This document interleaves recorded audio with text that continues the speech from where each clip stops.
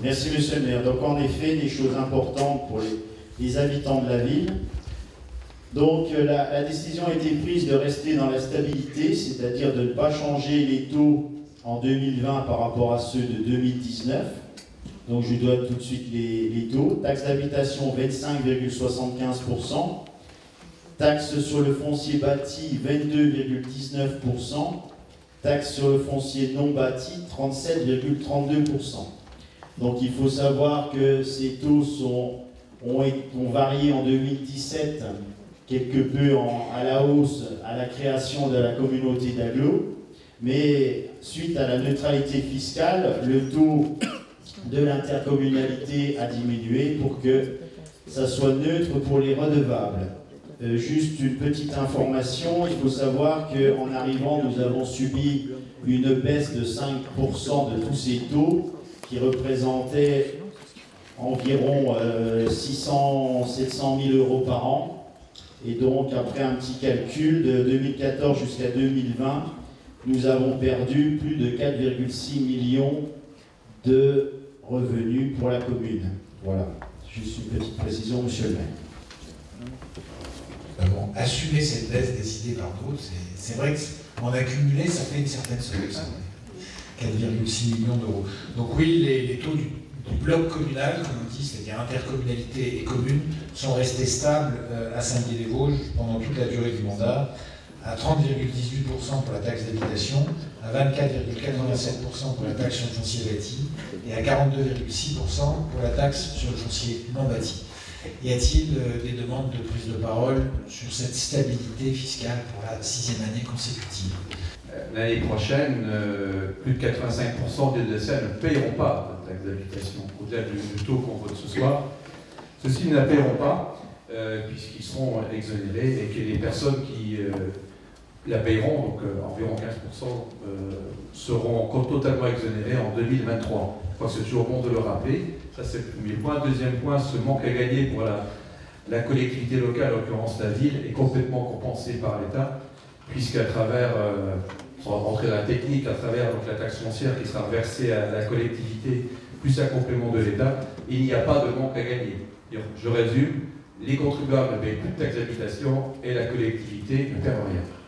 Il se trouve qu'à Saint-Dié-des-Vosges, il y a une différence entre les deux qui est de l'ordre de 93 000 euros, je crois, et pour laquelle l'État devra s'engager à verser la compensation de façon... alors on le sait, à court terme, on sait que ce sera fait, il n'y a pas de doute sur l'esprit du réformateur actuel. On sait que tout peut arriver après, une fois que ceux qui auront décidé cela auront passé la main ou seront dans des difficultés différentes. Donc il y a quand même ce différentiel de 93 000 euros, mais a priori, tel que la loi de finances effectivement est pensée, il n'y a pas de différence, et donc pour la commune, c'est effectivement neutre. Et j'insiste sur deux dimensions, cette compensation avec une autre taxe locale qui était perçue jusqu'à présent par le département, puisque la plus grosse partie de la taxe sur le foncier bâti revenait au département jusqu'à présent, ce qui n'est pas toujours connu par les citoyens. Pour la commune, c'est quelque chose de positif par rapport à ce qu'on pouvait craindre. Pourquoi? Parce que c'est une recette fiscale qui évolue chaque année à mesure que les bases sont revalorisées. Donc c'est une recette qui apporte du produit supplémentaire chaque année pour autant qu'on revalorise les bases. Et d'autre part, c'est une taxe sur laquelle nous aurons la capacité de jouer en taux. L'ensemble du bloc dont nous héritons. Et donc cela ne nuit pas à l'autonomie fiscale de la commune. C'est important de le dire, en rien.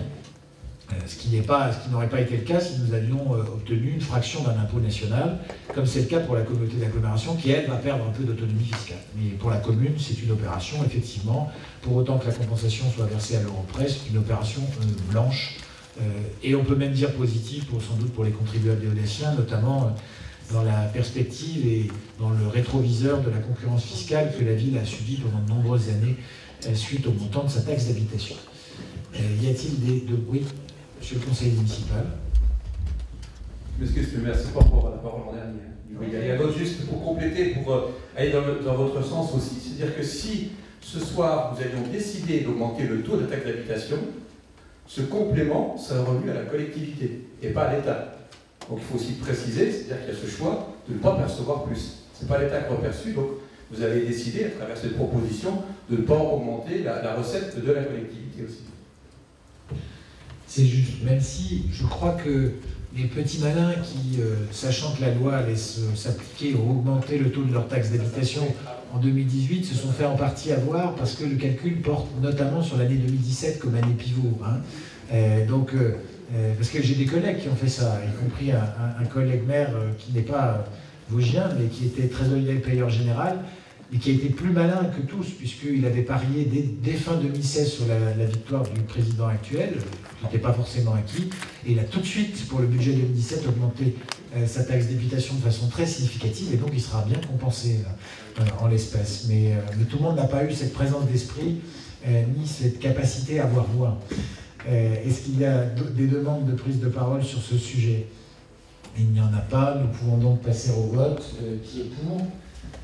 Qui est contre? Qui s'abstient?